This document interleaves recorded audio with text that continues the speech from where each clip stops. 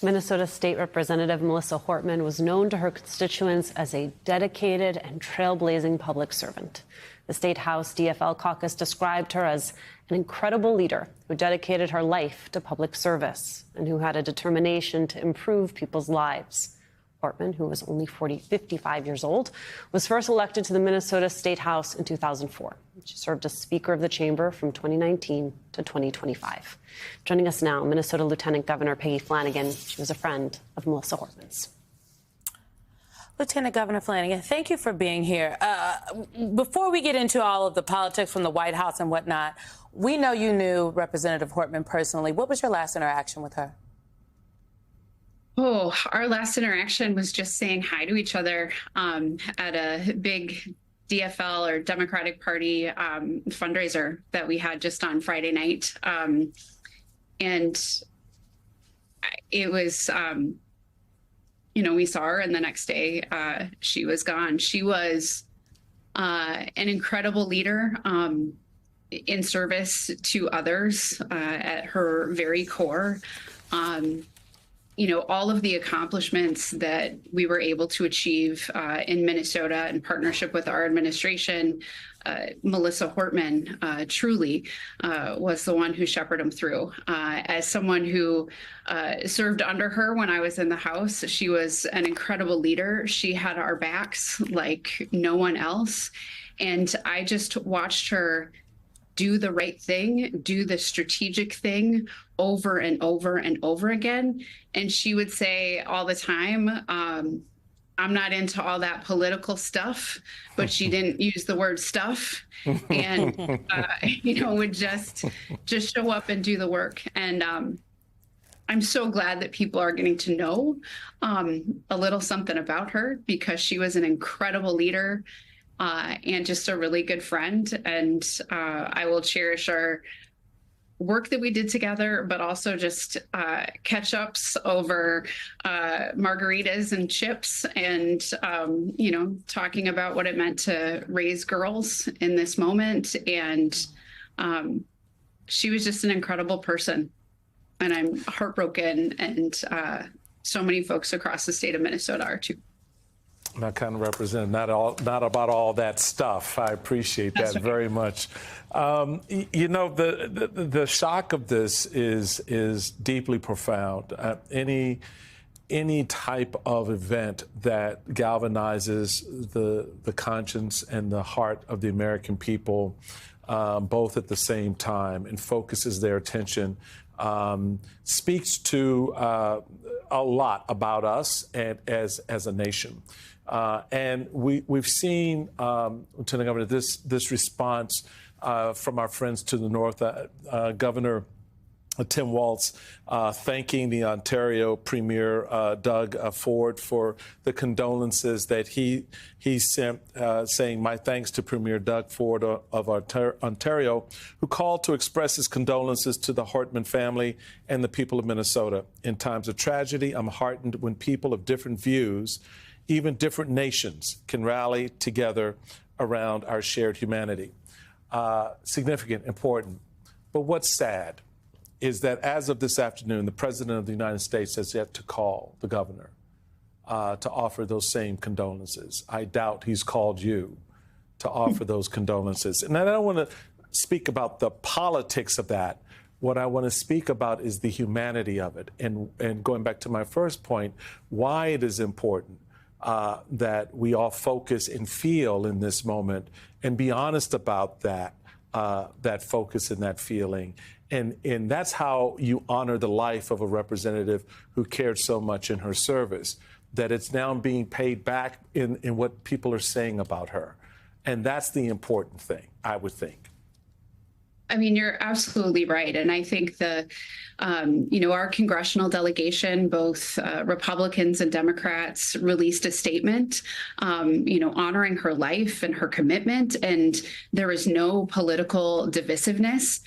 That is what is called for in this moment. What a missed opportunity to offer words of connection and unity.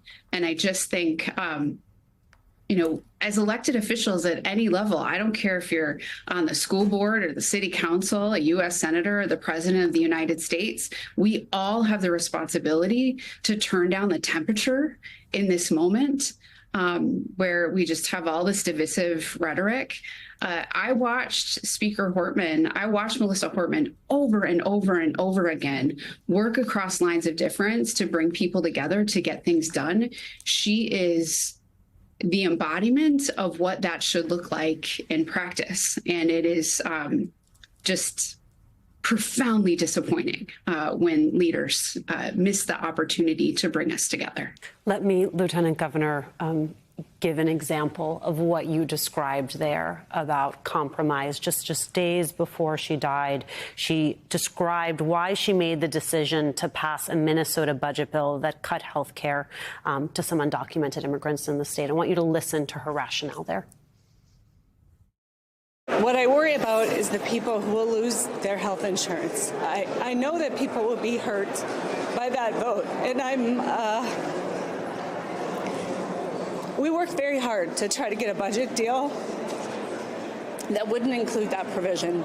And we tried any other way we could to come to a budget agreement with Republicans, and they wouldn't have it. So, I did what leaders do. I stepped up, and I got the job done for the people of Minnesota.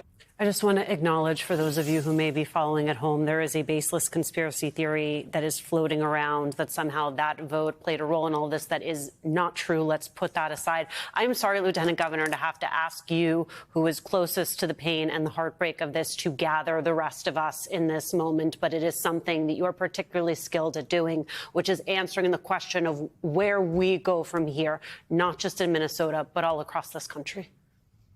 So I want to acknowledge just the pain in her voice as she talked about that vote. She walked the plank because she needed to in that moment to move forward.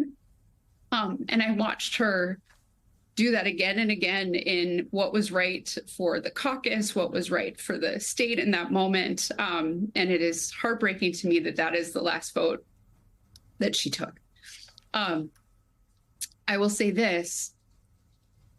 Melissa Hortman did an incredible job of recruiting people all across the state of Minnesota, good folks, to run for office and to step into leadership. And it would be profoundly sad to me and just compound this tragedy and this grief in this moment if what happened to her discourages good people from stepping up to run for office. If it discourages good people from gathering in their communities, standing up for each other, and coming together to do what's right and telling the truth. So I would look to Melissa Hortman as an example of how we should serve as leaders, not just in our occupations, but in our vocations, for how we show up as Americans and have each other's back and simply tell the truth and do what's right. You are absolutely correct in that showing up as Americans, and we just, in the last segment, former Representative Connor Lamb talked about Americans needing the courage in this moment, because courage is what is needed, particularly stepping into office or people who are speaking up and speaking out. But I also think we just need some truth spoken up in this thing. And the reality is the baseless conspiracy theories that ran rampant over the weekend, the members of Congress, particularly Senator Lee, who amplified baseless conspiracy theories, things have to be stopped. It's not okay. And I was heartened to see some of Senator Tina Smith's staff, her deputy chief of staff, actually pen an email to Senator Lee's staffers after Lee's tweet. This is a portion of that. It is important for your office to know how much additional pain you've caused on an unspeakably horrific weekend. Hortman was a force and a human being, and I beg of you to exercise some restraint on social media as we continue to grieve. Why do we have to speak to the staffers of the United States Senator from Utah, I believe, about exercising restraint on social media when the speaker of the state legislature in Minnesota is gunned down? I mean, we have an opportunity to behave in a way that we are modeling for our constituents, that we see the full humanity in other folks. And I encourage everybody to step up to that challenge in this moment. We are hurting. And I think we all have a responsibility to do whatever we can to not engage in that kind of rhetoric. The misinformation that we have seen online in the last few days is incredibly troubling to me. And so anytime we can take the opportunity to set the record straight, we should do it. To tell the truth, we should do it. But it is completely irresponsible to actively put out misinformation, especially when you are an individual who has a platform. We just don't know who sees that information, who runs with it, the risk that could come to others. I just, as a mom, as a 12-year-old daughter who was incredibly afraid this weekend, I want everybody to just be responsible and thoughtful in this moment. And we should all have that expectation of elected leaders everywhere, that they will not throw gasoline on a fire, but will do whatever they can to calm things down and to try to find those connections as just human beings. Individuals like Senator Lee have replaced their empathy with conspiracy theories. That's the problem.